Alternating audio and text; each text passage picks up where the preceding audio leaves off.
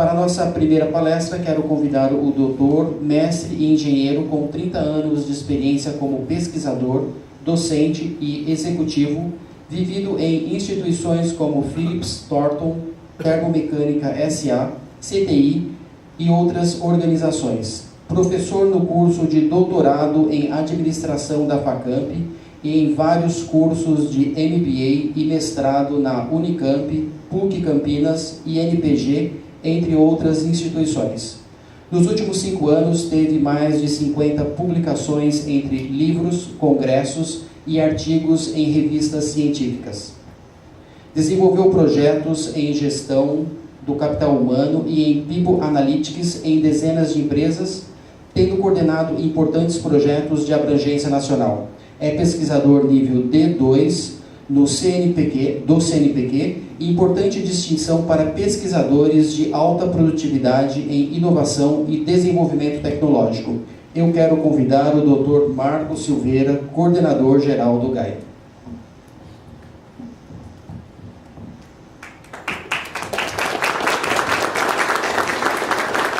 Bom dia a todos. É uma alegria muito grande estar aqui. Sou grato à presença de cada um de vocês, em especial do Sidney, pessoa que tem uma agenda hiper ocupada e conseguiu abrir um espaço para nós aí. Agradeço muito. E minha alegria é maior porque hoje nós trataremos de um tema que eu considero da maior importância para toda a sociedade, inclusive para as empresas. E a minha experiência mostra que nós ainda não temos um nível de consciência da importância desse tema para a produtividade das empresas, para a qualidade de vida das pessoas, da família e da sociedade. Ao longo aí da manhã, nós vamos ter a oportunidade de interagir, contar um pouquinho das minhas experiências, das minhas andanças, como ficou evidenciado aí pela apresentação do Nilton, que eu agradeço. Tem quilômetros e quilômetros de estrada percorrida e, de uma forma ou de outra, essa questão da saúde nas empresas, ela esteve presente e, inclusive, há uns 3 anos atrás, quando eu tive a oportunidade de interagir com o Comitê Tripartite de Saúde e Segurança no Trabalho, que é um comitê de alto nível, formado por representantes do governo, dos trabalhadores e dos empregadores. Então, os empregadores estão as confederações nacionais da indústria agropecuária, bancos, né, Febraban, e dos trabalhadores, todas as centrais sindicais, CGT, CUT, etc., e do governo, os ministérios da Saúde, Ministério do Trabalho e Ministério da Previdência Social. E foi uma iniciativa minha de procurar o Ministério da Saúde, onde existe a Diretoria de Saúde do Trabalhador, e trazendo uma questão que eu enxergava que estava descoberta no Brasil. Descoberta quer dizer, sem ter nenhum tipo de ação. E, para minha surpresa, a receptividade foi muito grande. O diretor chamava-se Gustavo Franco, provavelmente não é a mesma pessoa hoje, isso foi em 2013, e a partir daí, então, as portas foram se abrindo e revelou-se, então, que o problema é mais sério do que a gente imagina, inclusive porque ele não está sendo adequadamente tratado.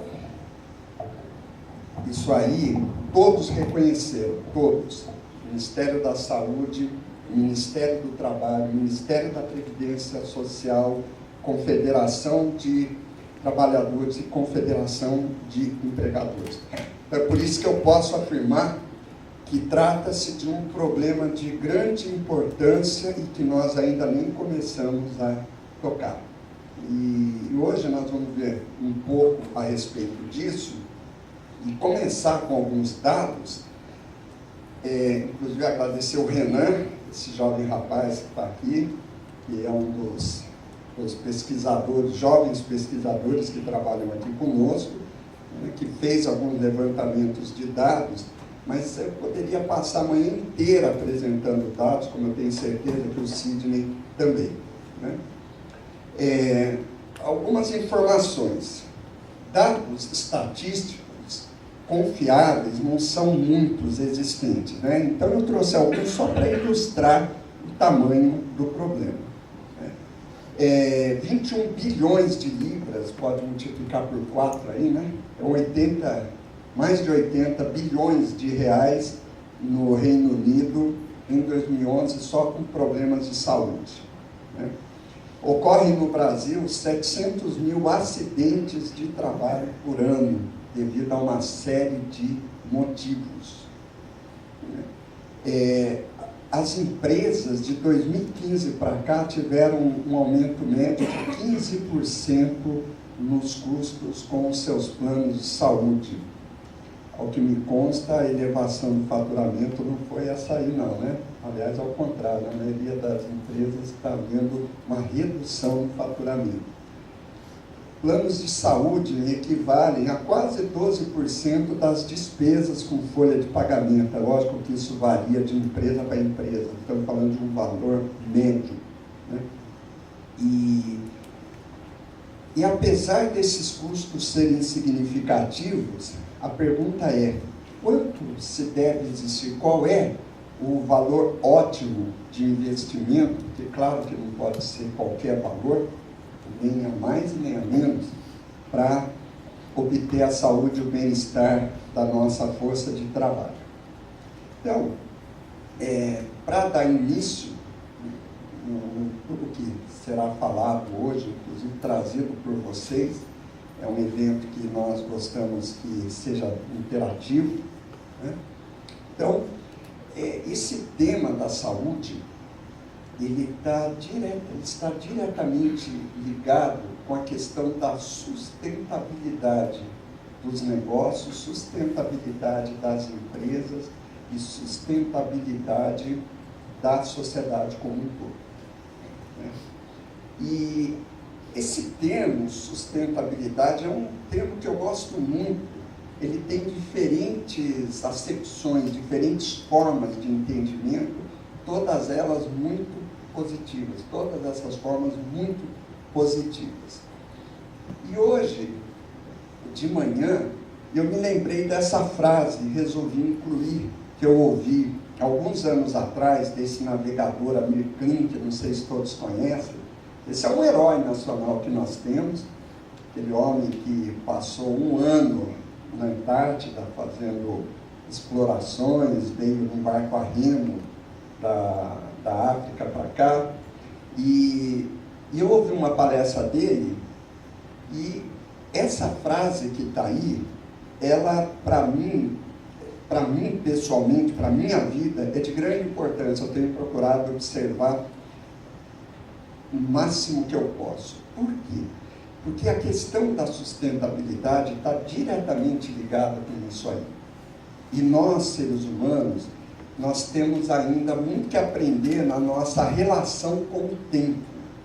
Nós somos muito imediatistas, como indivíduos, como empresas e como sociedade.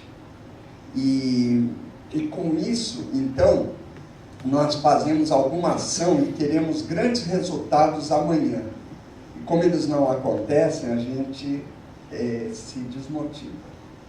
E, ao mesmo tempo, a gente perde a oportunidade, então, de, pelo trabalho constante, né, o devagar e sempre, conseguir grandes resultados no futuro.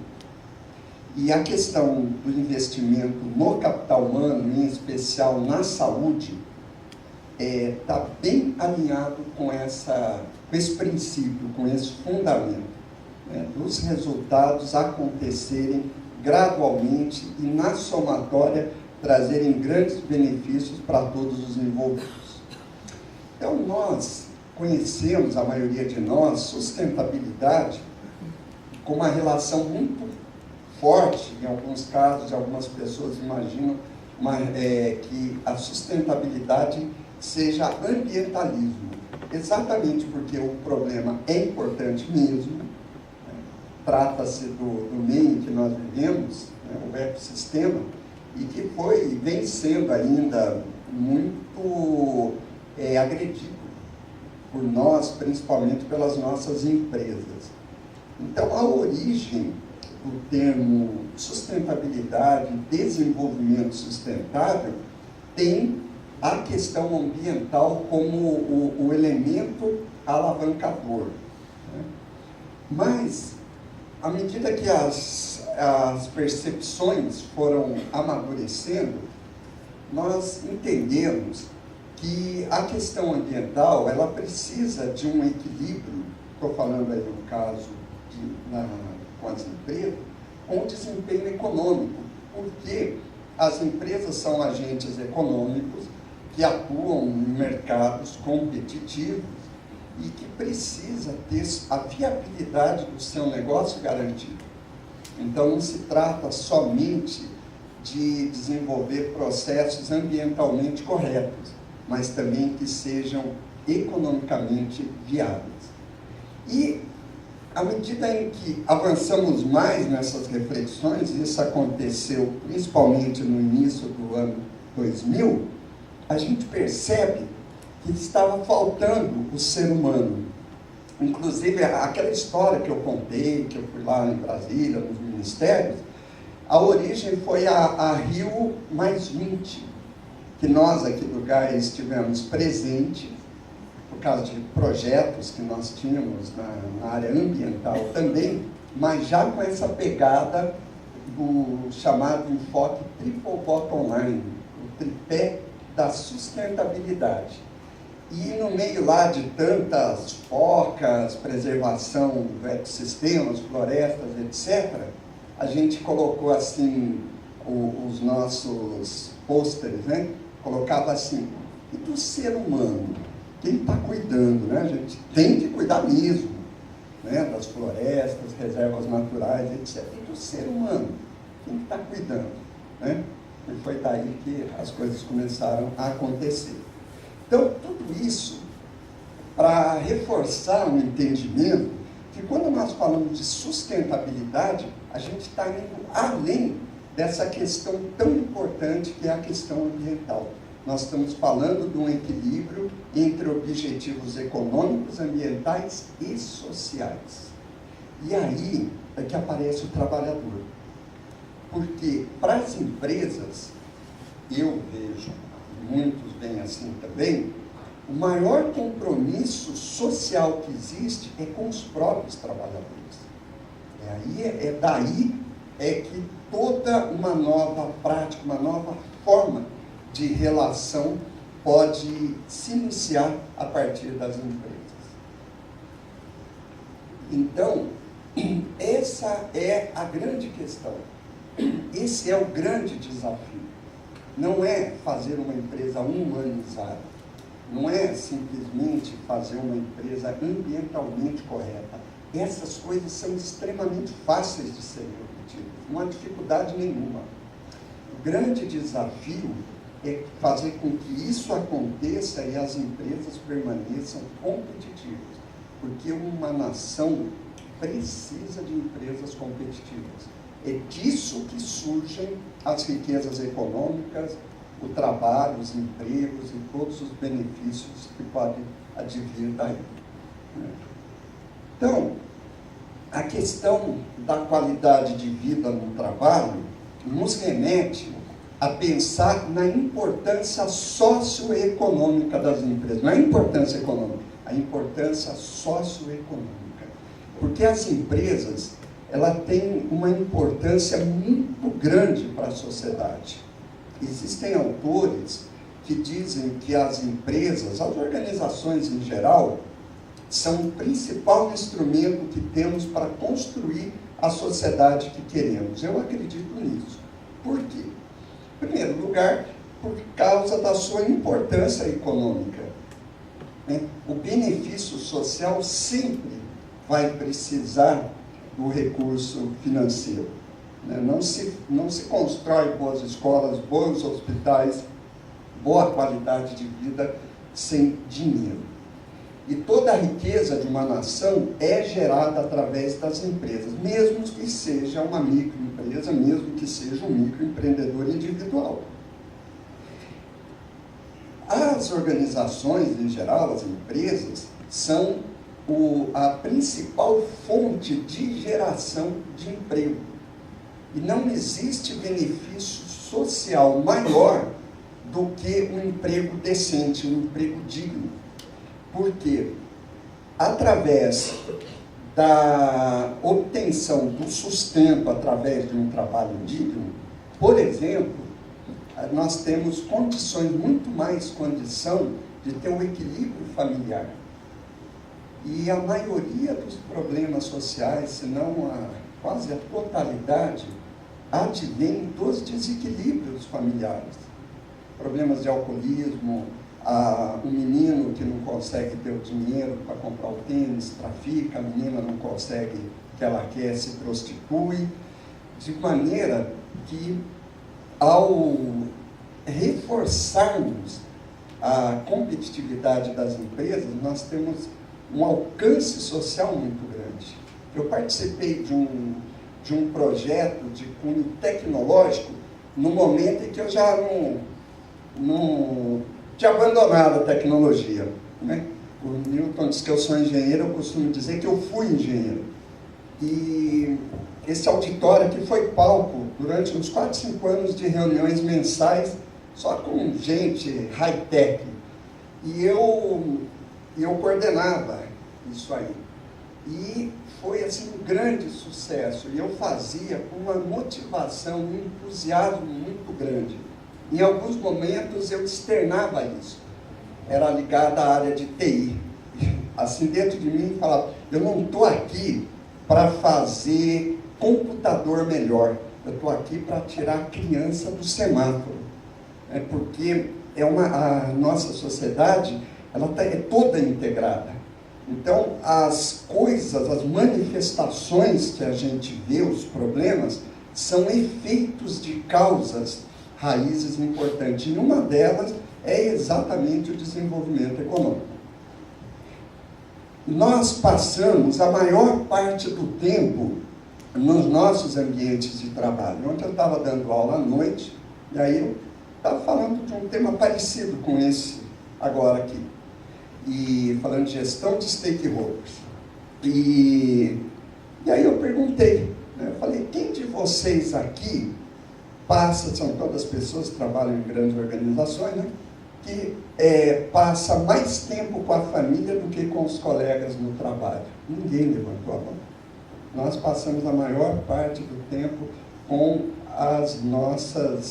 dentro das nossas organizações. Então, como é que estão as relações humanas? Tudo aquilo que está acontecendo lá dentro está mexendo com cada um de nós, e nós somos portadores de todas essas relações quando nós saímos do trabalho. Uma vez eu ouvi uma expressão, poluição social, achei muito interessante. A gente fala em poluição ambiental. A poluição social é exatamente decorrente de relações problemáticas que existem dentro dos ambientes de trabalho e que contaminam toda a sociedade, de uma forma ou de outra. O trabalho é um dos principais, se não o principal instrumento de realização humana. É através do trabalho que nós desenvolvemos nossas potencialidades, nossas capacidades cognitivas, que nós deixamos legados, né, por esse mundo que nós vivemos. De maneira que as organizações, elas também são fonte de aprendizado, são fonte de crescimento, são fonte de desenvolvimento dos nossos talentos e virtudes também. E o impacto ambiental, porque a grande parte dos distúrbios ambientais, se não praticamente em toda a sua totalidade, advém dos processos produtivos e do consumo dos produtos produzidos nas empresas. Existem hoje evidências científicas de que os grandes problemas ambientais iniciaram junto com a Revolução Industrial. A chamada pegada humana no planeta começa quando as empresas começaram a usar a tecnologia de maneira intensiva. Então, vejam, reforçando aquela frase de que as empresas são o principal instrumento para a construção da sociedade que nós queremos. Empresas melhores produzirão mais riquezas, melhores condições sociais, melhores relações humanas, mais desenvolvimento pessoal, desenvolvimento humano e mais equilíbrio ambiental. Então, realmente, é um grande local para a gente procurar colocar inteligência para construir um mundo melhor.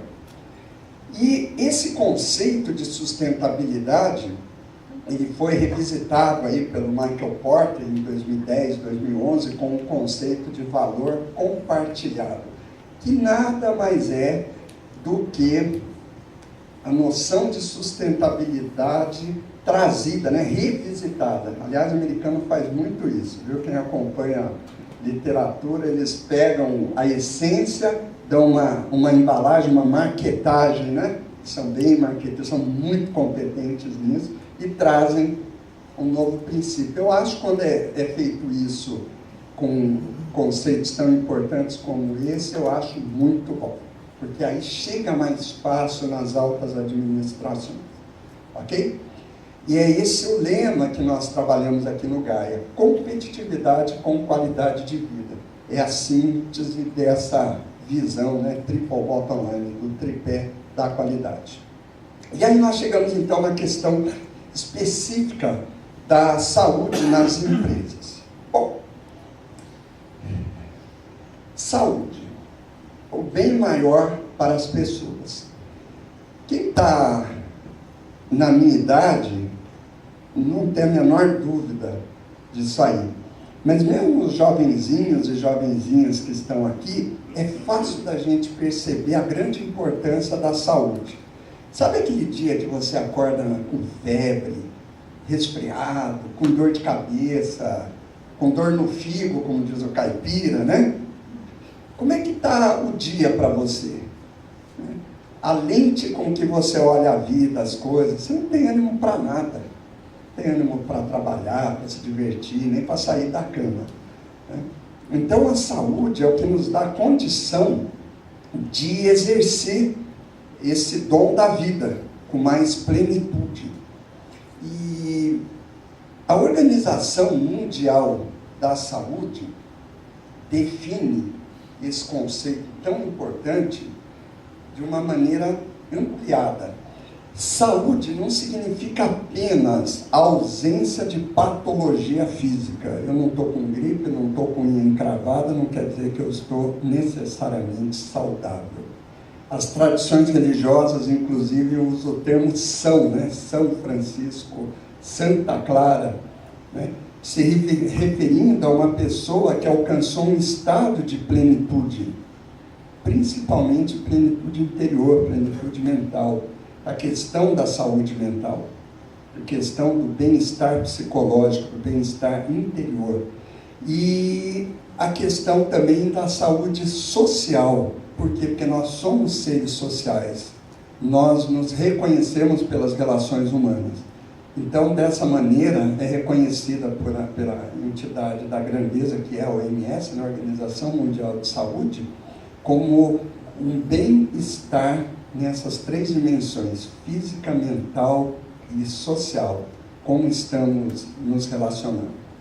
E a questão da saúde mental, aqui tem alguns profissionais, pelo menos duas amigas aqui que são profissionais da área de saúde mental, ela, às vezes, é entendida de maneira muito diferente. Nós fomos numa empresa uma vez e nós perguntamos assim, existe problema de saúde mental aqui na empresa? Opa, o que está acontecendo aqui? Ele está com problema de saúde mental?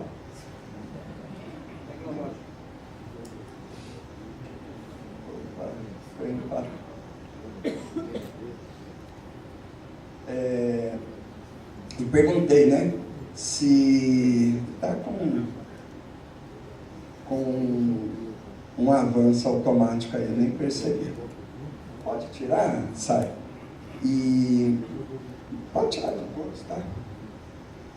E aí eu perguntei, né? Nós perguntamos a nossa equipe: você tem problema de saúde mental? Não, de jeito nenhum. Não temos, não. Aí ela é uma engenheira de produção. Aí ela falou assim: não, a única coisa que teve aqui é um pessoal que foi afastado, que tomava remédio, tarja preta. Falou desse jeito que eu estou falando para vocês. Porque a gente tem uma visão de saúde mental, aquela de pessoas internadas em instituições psiquiátricas, achando que é Napoleão, que é borboleta voadora, coisa do tipo. Mas eu reconheço que eu não sou são mentalmente, né? Eu, por exemplo, quando estou muito estressado, eu mando ver na comida. Esse corpinho aqui de bailarina espanhol deve muito a isso, né? Eu ainda não durmo da maneira como eu acho que eu devia dormir. Eu ainda me sinto ansioso algumas vezes, né? Às vezes eu me sinto assim, com um pouco mais de medo do que as questões objetivas da vida realmente trazem. E dessa maneira eu entendo que a maioria de nós é assim. Então a saúde mental é algo que a gente deve conquistar a cada dia que passa. E o estresse, por exemplo, no trabalho, é uma realidade na maior parte das empresas. O estresse ele não é ruim. A ausência do estresse a gente encontra, por exemplo, nos cemitérios, numa pessoa com graves crises de depressão. Não tem estresse nenhum, né? Dá morto para a vida. O estresse, como quase tudo na nossa vida, é uma questão de um ponto de equilíbrio. O problema é quando o estresse se torna excessivo, né? E aí está sujeito a gerar uma série de problemas de saúde física, inclusive. O estresse, ele não é causa primária de quase nenhuma doença, mas ele é causa secundária de quase todas. A pessoa, por exemplo, doença cardiovascular, o estresse não é causa primária, só que a pessoa estressada, ela fuma mais, bebe mais, tende a não fazer mais exercício, dorme mal, entendeu? Você está na raiz de muita coisa aí, né? Consumo de drogas. Eu vou falar, Sidney, porque foi citado num evento, tá? Se não me engano, foi o próprio Rafael, que foi encontrado, por exemplo, uma empresa do setor automotivo, no banheiro, durante o dia, aquelas cápsulas, né, de cocaína, isso que chama cápsula, cocaína. A gente fez aqui um trabalho, nosso grupo, com um grupo industrial de Jundiaí, num programa de prevenção de uso de álcool e droga, que, aliás, é um tema que me motiva muito. Nós fomos chamados por uma empresa, grande empresa, não vou falar o nome, mais de 10 mil funcionários do interior da Bahia, com graves problemas de alcoolismo e droga, e cigarro e tabaco, né, tabagismo. Então, isso tudo está ligado a questões de saúde mental e que interferem na nossa vida, no nosso bem-estar físico e mental, né? Essa pesquisa, na verdade, essa pesquisa foi para mim um catalisador de um desses projetos que eu mencionei agora há pouco aí, quando eu recebi esse relatório, que é uma pesquisa que foi feita em 20 metrópoles do mundo, como Nova York, Seul, Roma e São Paulo, dando conta, então, da grande incidência de transtornos mentais na população. Então,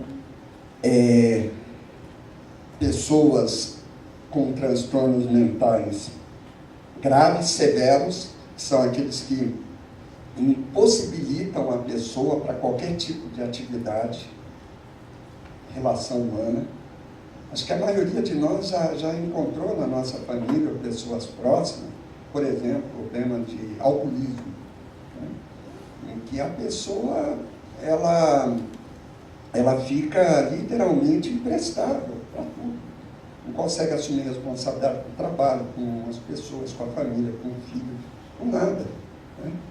E eu já vi um caso de uma pessoa que o único movimento do corpo que ela tinha era o movimento do olho. E em 2015 defendeu uma tese de doutorado na USP, só com o piscar do olho. Não sei se vocês viram isso aí. Quer dizer, mesmo a pessoa no extremo da impossibilidade física, ela ainda conseguia fazer alguma coisa útil e bacana para ela, para a sociedade. E uma pessoa com transtornos mentais graves, ela não consegue fazer nada disso. É um problema muito sério e que o trabalho é uma fonte muito boa de terapêutica, de recuperação, né? E, inclusive, pessoas, quando recebem tratamentos, seja por problemas de droga ou por outro transtorno mental, quando elas saem das clínicas de recuperação, um grande fator de preservação dos benefícios daquelas terapias é exatamente o trabalho. O trabalho é fator de saúde. O trabalho decente, o trabalho digno é fator de saúde. As pessoas não costumam relacionar a questão da segurança no trabalho com as questões de saúde mental, e elas estão diretamente relacionadas, né? Questões como, por exemplo, déficit de atenção, dificuldade de concentração, tendências suicidas, são questões que aumentam muito, né, os acidentes de trabalho. E para concluir, então, essa introdução, né, mostrando que a questão de saúde, além dessa grande importância humana que eu estou frisando aqui, ela tem uma relação direta com a produtividade e a competitividade das empresas. Por exemplo, eu destaquei um aspecto, que é a questão da inovação, que é um fator de sobrevivência nas empresas atuais. Inovar na empresa é como pedalar na bicicleta. Se parar, cai. Se qualquer empresa parar de inovar, ela deixa de existir no ano seguinte, né? E a inovação, ela é o resultado da aplicação de novos conhecimentos, seja em processos, produtos, estruturas organizacionais. E o conhecimento, ele só existe na mente humana. E ele existe principalmente na mente humana mais saudável. Então essa é a questão. Será que a gestão de pessoas nas nossas empresas está considerando o ser humano nas suas múltiplas dimensões, em toda a sua plenitude? Porque a geração de conhecimento útil, criativo, ela é diretamente proporcional à qualidade mental, vamos dizer assim, de cada um de nós. A inovação, ela depende da capacidade de aprendizagem de cada um de nós. Porque o novo conhecimento, ele é resultado de uma aprendizagem. E uma pessoa, quando ela está mais saudável, mais disposta, mais motivada, mais ligada, mais antenada, mais integrada, ela aprende muito mais. Estou falando de aprender nos bancos de curso, não, estou dizendo aprender mesmo no dia a dia, pela observação, pela interação com as pessoas, né, com o processo. E a inovação depende do trabalho em equipe, é um fenômeno coletivo, né? E a relação humana também depende de pessoas mais saudáveis. Então, a gestão e a construção de uma empresa saudável aumentam muito a capacidade de inovação na empresa. Investir em tecnologia é bom para aumentar a inovação. Investir em pessoas é ainda melhor, né? Então, existem, né, essas relações desde o nível do indivíduo, né, que se agrupam em organizações e empresas que se somam nos vários setores econômicos, formando uma nação. Então, assim, que pessoas que nós estamos querendo? Quem são os brasileiros e brasileiras que nós queremos? Quem são os trabalhadores que nós queremos? A Sari, essa mocinha aqui, é designer, ela fez uma peça de divulgação muito legal. A peça é assim: quantos trabalhadores brasileiros precisamos para trocar uma lâmpada? Lembra aquela piadinha do português? Estava 5, né? 1 para segurar a lâmpada e 4 para girar a escada. No Brasil é só 4, enquanto nos Estados Unidos é 1. Porque a produtividade do brasileiro hoje é 25% da produtividade de um trabalhador americano. E tem várias razões para isso, mas uma é problema mesmo de capital humano, né? Tem uma série de fatores relacionados. Então, quando nós propusemos e trabalhamos um projeto grande com empresas do setor de equipamentos eletrométricos, não é só conceito, não é só palestrinha, não. Aqui eu estou dando palestra, mas essas coisas a gente coloca em prática mesmo, né? Aquele vídeo que fala assim: desenvolver soluções viáveis. A nossa ideia aqui não é ficar só no plano conceitual, né? É como trazer tudo isso que está sendo falado para o plano da aplicação. E, por exemplo, nesse projeto com 9 empresas do setor de equipamentos eletrométricos, a gente procurou demonstrar que competitividade com qualidade de vida é algo bastante viável. Não há romantismo nenhum nessa ideia. E aí nós pensamos assim, né? Na dimensão econômica, o eixo integrador é a inovação.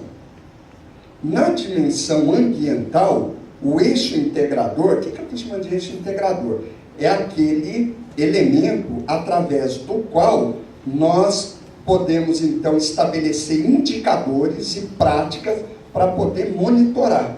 Porque nada que não conseguimos medir, o que não conseguimos medir, a gente não consegue gerenciar. E é por isso que a gente fica sempre não, mas muitas vezes só no plano teórico, que a gente não consegue consubstanciar, trazer isso para a prática. Então, a nossa proposta de uma gestão da sustentabilidade é essa. Olha a inovação da empresa, porque ela gera competitividade nos mercados, produção limpa e gestão de resíduos. Nós trabalhamos com isso, inclusive com boas normas ligadas a esses dois aspectos. E na questão social, qual que é o eixo integrador? Bingo! Saúde. Né? Porque é elemento mais fácil de medir. Você é feliz, Milton? Olha, é um pouco mais difícil de medir. A saúde já tem um elemento de objetividade maior.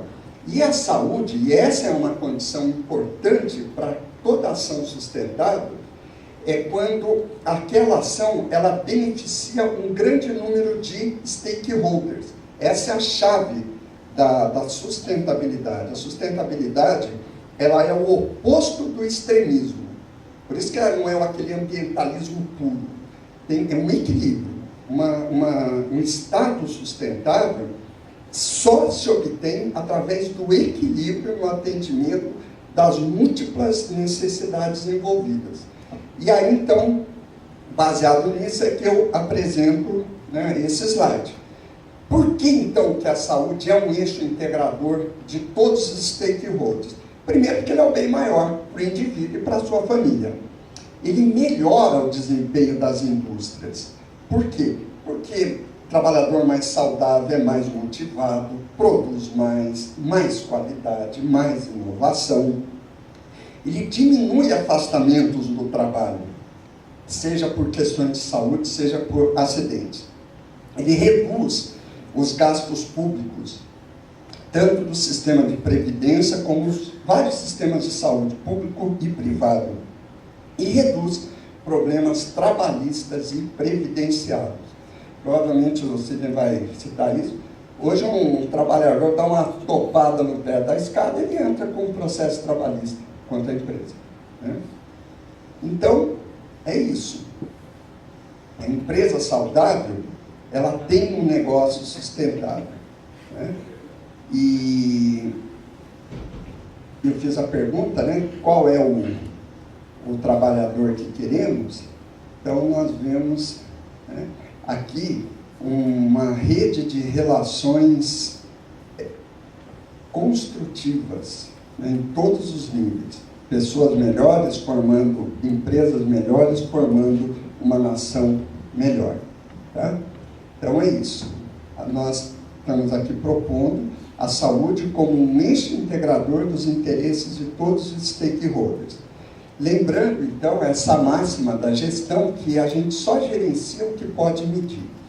Então, é por isso que agora o Newton irá apresentar o Sidney, que vai falar de custo, que é um aspecto fundamental para as empresas, e depois eu vou falar de People Analytics, métodos analíticos para gerenciar o capital humano. Tá? Muito obrigado.